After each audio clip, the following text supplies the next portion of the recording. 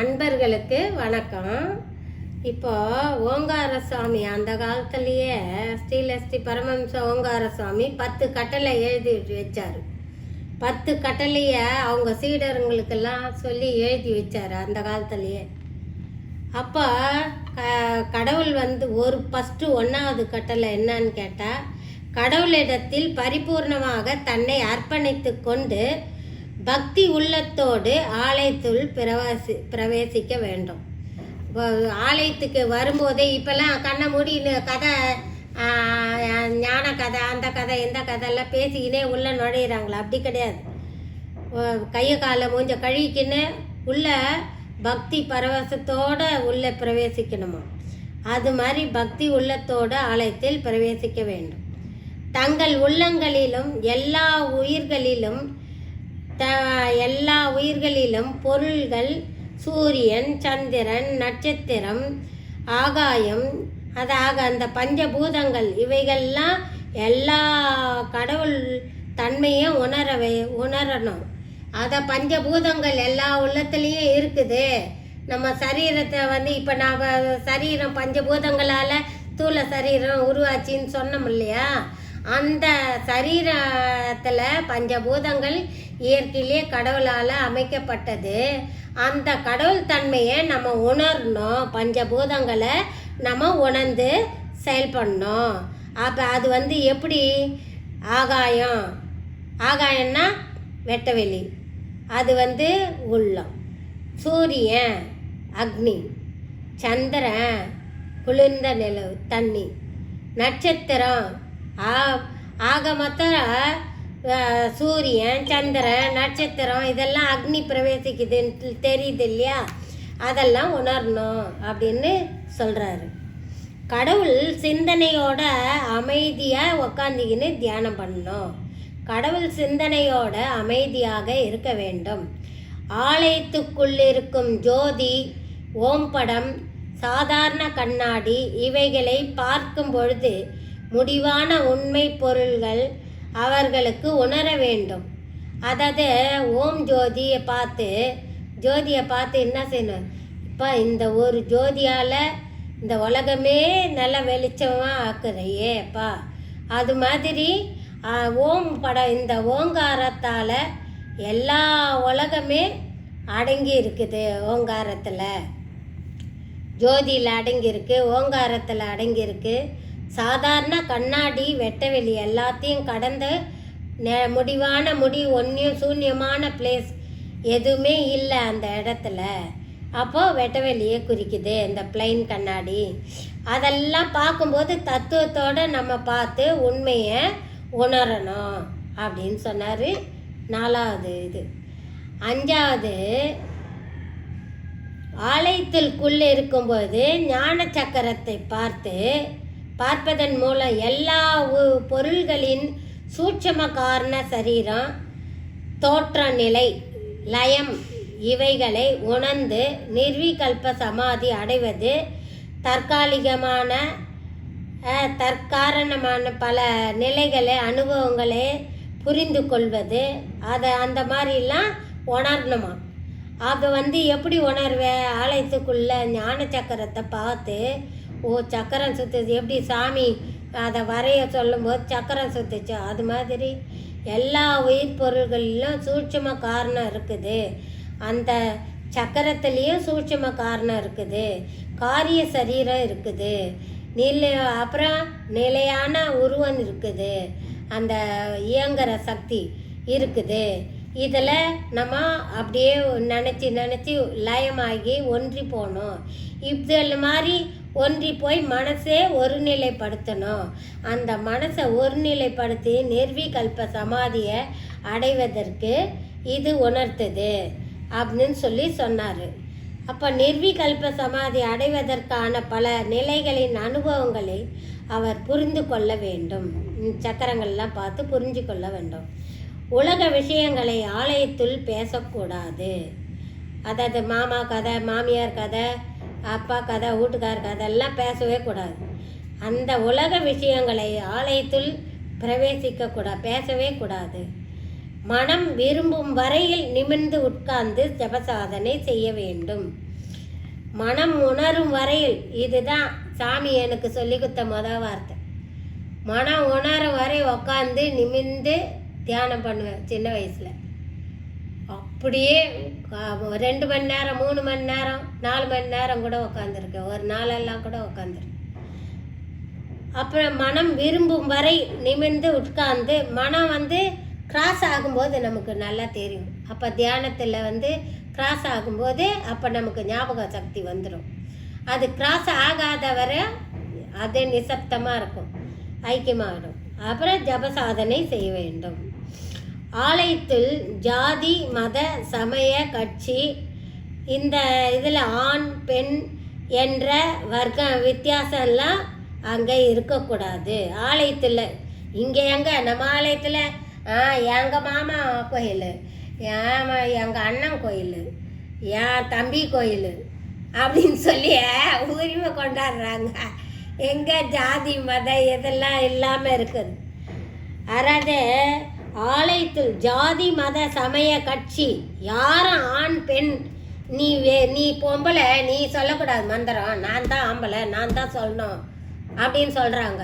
அது மாதிரிலாம் இல்லாமல் ஆண் பெண் பேதம் நீங்கி, அப்போவே சொல்லியிருக்கார் பார் ஓங்காரசாமி, ஜாதியை நீக்கி மதத்தை நீக்கி சமயத்தை நீக்கி, கட்சிக்காரன் நான் பெரிய ஆள் இங்கேருந்து பெரிய கட்சி ஆள் வந்திருக்கிறாங்க, வழிவிடு அவர் கவுன்சிலர் அவர் எம்எல்ஏ வராரு, வழிவிடு அப்படின்றாங்க. அந்த மாதிரி கட்சி எதுவும் இல்லாமல், ஆண் பெண் எந்த வர்க்கமும் இல்லாமல் வித்தியாசம் பார்க்காம எல்லாம் ஒரே குறிக்கோளாக பிரவேசிக்கணும்.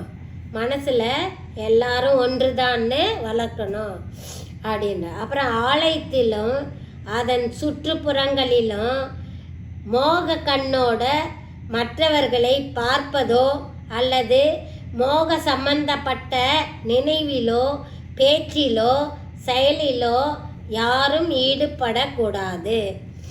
நம்ம ஆலயத்துக்கு வந்திருக்கிறோம், அப்போ தான் நீங்கள் வா கோயிலில் நம்ம போய் பேசலாம் அப்படின்ட்டு 2 லவர்ஸ் வருங்க இல்லை, கோயிலில் பேசுகிறான்ட்டு மோக கண்ணோட பேசுவோம். அது மாதிரிலாம் இருக்கக்கூடாது. ஆலயத்திலும் எந்த சுற்றுப்புறங்களிலும் மோக கண்ணோட மற்றவர்களை பார்ப்பதோ மோகம் சம்பந்தப்பட்ட நினைவிலோ பேச்சிலோ செயலிலோ யாரும் ஈடுபடக்கூடாது. பொய் மெயினாக பொய் சொல்லக்கூடாது. 10வது கட்டளை என்னது? பொய் சொல்லக்கூடாது. ஆலயத்தில் எந்த பொருளையும் திருடக்கூடாது. வச்சது வச்சபடியாக அப்படியே நமஸ்காரம் பண்ணிட்டு வந்துடணும். இது அழகாக இருக்குது அப்படின்னு சொல்லி திருடக்கூடாது அப்படின்னு சொல்லணும். அப்புறம் ஓங்காரசாமி ஞானோதய ஆலயத்தில் அந்த காலத்துலேயே ₹1 ₹2 புக்கு பிரசங்கம் அச்சிட்டு வெளியிட்டார். அப்போ அந்த ₹1 ₹2 குத்து வாங்கிறதுக்கு ஜனங்க இல்லை. கடை விரித்தேன் கொள்வார் இல்லைன்ற மாதிரி அச்சடித்த புக்கு அப்படியே இருக்கும், யாரும் வாங்க மாட்டாங்க. அப்போ டான் ஆஃப் நாலேஜ் வால்யூம் 1, 2, 3 அந்த 3 வேல்யூமே எழுதி வச்சார். அப்புறம் அந்த gate of a to moksha, மோட்சத்துக்கு அடையிறதுக்கு உள்ள வழிமுறைகளை எழுதி வச்சார். அப்புறமா த அப்பியரன்ஸ் ஆஃப் ஸ்தூல சரீரம், அந்த இந்த ஸ்தூல சரீரம் எப்படி தோன்றுச்சு, அந்த தோன்றின அதனோட அப்பியரன்ஸ் எல்லாம் எழுதி அதுக்கு ஒரு வாழ்க்கை வரலாறை எழுதி வச்சார். Secret of the human life, Gnana Chakkaram, human லைஃபோட சீக்ரெட்டு வாழ்க்கை சரித்திரத்தை சீக்ரெட்டெல்லாம் அதை அந்த புக்கில் எழுதி அப்புறமா ஞான சக்கரத்தை பற்றி விளக்கி சொல்லியிருக்காரு. ஞானோதய ஆலயம் அதே ஓங்காரசாமி ஞானோதய ஆலயத்தை நிறுவனம் பண்ணும்போது ஞானோதய ஆலயத்தை தோற்றுவிச்சார்.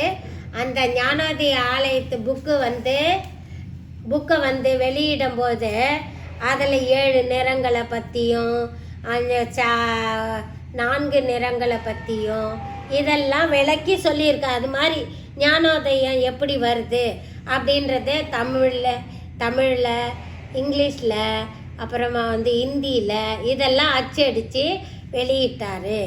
அது முக்கியமான ஞான போதகர்களுக்கெல்லாம் இந்த புத்தகங்களை விநியோகம் பண்ணுவாங்க அந்த காலத்துலலாம்.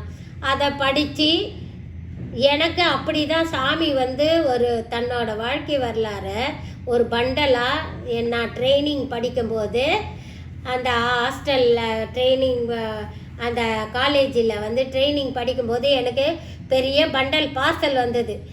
எங்கள் அப்போல்லாம் ஹாஸ்டலில் நாங்கள் படிக்கும்போது பார்சல்லாம் பிரித்து பார்த்துட்டு தான் பிரின்சிபால் படிச்சுட்டு தான் எங்களுக்கு லெட்ரு வந்தாலும் பார்சல் எதுவாக இருந்தாலும் பிரித்து பார்த்து படிச்சுட்டு தான் எங்கள் கையில் கொடுப்பாங்க. அப்போ சாமி எழுதின லெட்டரும் இந்த பார்சல் புத்தகத்தையும் படித்து பார்த்துட்டு அப்புறம் பிரித்து பார்க்கும்போது என்னை தனியாக ஈவினிங் கிளாஸ் முடிஞ்ச உடனே பிரின்ஸ்பால் அவங்க ரூமுக்கு தனியாக என்னை கூப்பிட்டாங்க. நானாக பயந்துக்கிட்டு நம்ம ஒரு தப்பும் செய்யலையே, எதுக்கு பிரின்ஸ்பால் நம்மளை வர சொல்கிறாங்க அப்படின்னு பயந்துன்னு போனேன். அப்போ பயந்துன்னு போனவொடனே பர்சனலாக பேசுகிறாங்க. நான் உள்ளே போகும்போதே பயந்துன்னு போகிறேன். நீ பயப்படாத ராஜேஸ்வரி, இங்கே வா, உன்னாண்ட கொஞ்சம் நான் ஃப்ரீயாக பேசணும் அப்படின்னு எங்கள் பிரின்ஸ்பால் கூப்பிட்றாங்க. அப்போ பேசின உடனே என்ன மேடம் அப்படின்னு கேட்டேன். அப்போ உனக்கு ஒரு பார்சல் வந்திருக்கு பார்த்தியா அப்படின்னு. தெரியாது மேடம்னு. இந்த பாரு அப்புறம் எடுத்து காமிச்சு எல்லாத்தையும் கொடுத்தாங்க. லெட்டரே எடுத்து கொடுத்தாங்க. ஆமாம், நீ எங்கன்னா உபதேசம் வாங்கியிருக்கியா அப்படின்னாங்க. ஆமாம் மேடம்னு. அப்போ எங்கே வாங்கியிருக்கிறேன்? இது மாதிரி கோடம்பாக்கம் ஞானோதய ஆலயத்தில் உபதேசம் வாங்கியிருக்கேன் மேடம் அப்படின்னு சொன்னேன். அப்போ அந்த புக்கெல்லாம் எடுத்து அப்போ சாமியை பற்றி சாமியை பற்றி கேட்டாங்க. நான் விளக்கி சொன்னேன். இந்த புக்கெல்லாம் எங்கள் குருநாதர் எழுதுந்து, எங்கள் சாமி எழுதுந்து அப்படின்னு சொல்லி நான் அவங்களுக்கு சொன்னேன். ரொம்ப சந்தோஷமாயிடுச்சு. அதுக்கப்புறமா ஒரு டூர் போனப்போ விவேகானந்தர் ராக்கு அங்கே இட்டுன்னு போய் கன்னியாகுமரி விவேகானந்தர் ராக்கில் உக்காந்து நானும் அந்த பிரின்ஸ்பால் மேடமும் ஒன்றா உட்காந்து தியானம் பண்ணோம். அது என் வாழ்க்கையில் மறக்க முடியாத ஒரு சந்தோஷமான நிகழ்ச்சி. அங்கே விவேகானந்தர் அந்த ராக்கில் உக்காந்து தியானம் பண்ணும்போது அன்றைக்கி விவேகானந்தர் ஜோதி வடிவத்தில் விவேகானந்தர் காட்சி கொடுத்தாரு. அதெல்லாம் மறக்க முடியாது என் வாழ்நாளில் அனுபவத்தில் இது உண்மையான இது. அப்புறமா ஞானோதயம் வாழ்க்கை அவ்வளோதான்ல. இது சண்முகானந்த சாமி கட்டளைகள் இதெல்லாம் கூட எழுதியிருக்காரு. தெய்வ கீதைகள் இந்த ஞானோதய ஆலயம் தமிழ் எழுதியிருக்காரு. ஸ்ரீலஸ்ரீ பரமஹம்ச ஓங்கார சுவாமிகள் வாழ்க்கை சுருக்கம் எழுதியிருக்காரு. ஞான சக்கரம், அப்புறம் அம்சானந்த சுவாமி ஓங்கார சுவாமி படம் அந்த மடத்தை பற்றி எல்லாம் எழுதியிருக்காரு. ஸ்ரீலஸ்ரீ பரமஹம்ச ஓங்கார சுவாமி மீது வாழ்த்து ஒன்று எழுதினார் சண்முகானந்த சுவாமி. அப்புறம் நிர்குண அர்ச்சனை, தெய்வ கீதை, அப்புறம் உபநிஷத்து பாராயணம் எல்லாம் எழுதி வெளியிட்டு இருக்காங்க. அது இப்போ இது ஓங்கார சாமி வெளியிட்ட நிகழ்ச்சிகள். இப்போ அம்சானந்த சாமி அதே மாதிரி 10 கட்டளை வெளியிட்டு இருக்காரு. அது ஓம் பரமாத்மன். ஓம் பரமாத்மன்னா எதுன்னு கேட்டால் ஹையஸ்ட் நான், அதாவது நான் தான் இந்த கிருஷ்ண பரமாத்மா நான் சொல்வார் இல்லையா, அந்த நான் அதுதான் பரம்பொருள். நான் எதுவரை நான்னா என்ன அர்த்தம்னு கேட்டால் எதுவரையிலும் இருந்ததோ, எது இருக்கிறதோ, எது அது எப்பொழுதும் இருக்கும் அதுவே நான். அதாவது எப்போ அந்த காலத்தில் இருக்குது, இந்த காலத்தில் இருக்குது, இனியும் இருக்கும், அதுதான் அந்த பரம்பொருள், அதுதான் பரமாத்மா, அதுதான் நான் அப்படின்றது. அப்புறம் எதனால் எதுவரையில் நடந்ததோ, அதனால் நடந்து கொண்டு இருக்கிறதோ, அதனால் அது நடக்கும். அந்த நடக்கும் இதுவே நான். அப்போ தானாகவும் செயலாகுது, மற்றவங்களையும் செயலாக்குது. அதுதான் இதனோட அர்த்தம். தானாக இயங்கி கொண்டு மற்றவர்களையும் இயக்கி வைப்பது, அதுதான் உண்மையான ஞான். நான்னா அதான் பரம்பொருள் அப்படின்றது. அப்புறம் திக்கு இல்லாத இடத்தில் தோன்றிய, மூணாவது வந்து திக்கு இல்லாத இடத்தில் தோன்றியதே தெய்வ வாக்கு. அது வாக்கு இந்திரிய விஷயங்களால் புரியாதது எதுவோ அது நான். அப்போ திக்கு இல்லாத இடத்துல நமக்கு ஒரு ஒலி கேட்டுதுன்னா அந்த அசரியை வாக்குன்னு சொல்லுவாங்க. அந்த வாக்கு வந்து இந்திரிய விஷயங்களால் உணர முடியாதான், ஆனால் ஞானத்தால் உணர முடியுமா, அறிவு கூர்மையால் உணர முடியும். அந்த அறிவு விஷயங்களால் புரியாதது எதுவோ அந்த பரம்பொருள் தான் நான் அப்படின்னு சொல்லியிருக்காரு. அப்புறமா இது தேகம் இல்லாதது, அசைவு இல்லாதது, இதற்கு நான் சாட்சி, அதுவே நான். அதாவது இந்த தேகம் அசையாதது, ஜடமாக இருக்குது, அசையாதது. அந்த அசையாதது எதுவோ அது தானாக அசைந்து கொண்டு மற்றதை அசைய வைக்குது, அதுதான் நான். அதுவே சாட்சியாக இருக்கும் அந்த ஆத்மா தான் நான் அப்படின்னு சொல்கிறார். பாதம் பூமியோட சேர்ந்தது, சிரசு ஆகாயத்துடன் சேர்ந்தது, கண்கள் சூரியன் சந்திரன் நீர் அப்பு வாயு அக்னி இதில் கலந்தது. அப்போ பாதம் வந்து பூமியில் சேர்ந்தது, ஆகாயம் வந்து கண்கள் சிரசு வந்து ஆகாயத்தில் சேர்ந்தது, கண் மூக்கு வாய் காது அது இதெல்லாம் பஞ்சபூதத்தில் சேர்ந்தது. அதுதான் பஞ்சபூதம்னா நீர் ஆகாயம் வாயு தேய் அப்பு பிருத்திவின்னு சொல்கிறோம் இல்லையா, அதில் சேர்ந்தது. இதற்குள்ளே நான் ஊடுருவி இருக்கின்றேன், அதுதான் நான். அதை அப்போ இப்போ சூறாவளி காற்றடிக்குது, சுனாமி அடிக்குது, ஒரு மலை எரியுது, காட்டு மலை தீ பற்றின்னு எரியுது, அப்புறமா வந்து ஒரு பூகம்பம் ஏற்பட்டு ஒரு படபடன்னு எல்லா பில்டிங்கும் விழுது. இதெல்லாம் எது? அந்த பஞ்சபூதங்களோட ஆக்கிரமிப்பு. அதுதான் எதுவோ அது ஊடுருவி செயல்படுறது எதுவோ அதுதான் நான் எல்லாமாவும் இருந்து கொண்டு எல்லாத்தையும் ஆட்டி படைப்பேன் அப்படின்றது. பூமியும் ஆகாயமும் தான் என்னுடைய சந்ததி. அப்போ இதுக்கு இடையில பூமியும் ஆகாயம்தான் என் சந்ததி, அதுதான் என்னுடைய இருப்பிடம், அதுதான் நான். அப்போதான் நான் ஒரு நாள் உட்காந்து தியானம் பண்ணும்போது ஓங்காரசாமி பூமியில் உட்காந்து தியானம் பண்ணுறாரு. ஆகாயத்தில் தலை, அவரோட உச்சி ஆகாயத்தில் இருக்குது. அவ்வளோ விஸ்வரூபம், அவ்வளோ பெரிய உருவத்தில் உட்காந்து தியானம் பண்ணுறாரு. பூமியிலேருந்து ஆகாயத்தை தொட்டுக்குன்னு அவ்வளோ பெரிய உருவமாக தெரிகிறாரு, விஸ்வஸ்வரூபமாக.